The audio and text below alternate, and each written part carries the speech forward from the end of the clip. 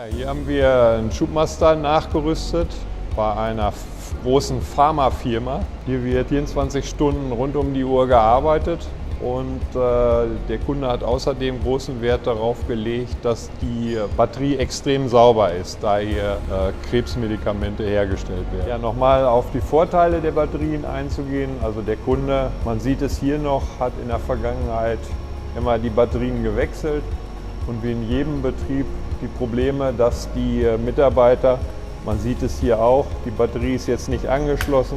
Die Batterien waren nicht angeschlossen, waren immer leer. Die Mitarbeiter hatten keine Lust, die Batterien zu wechseln, weil das ja auch eine schwierige Tätigkeit ist. Wasser auffüllen entfällt auch bei den Batterien. Zusätzlich ist es extrem viel sauberer, weil die Säuredämpfe nicht entstehen und die Batterien auch jederzeit zwischengeladen werden können, war dem Kunden wichtig. Und zum anderen war wichtig, dass er halt rund um die Uhr dieses Gerät einsetzen kann und kein zweites braucht. Die Leute brauchen die Batterien nicht wechseln.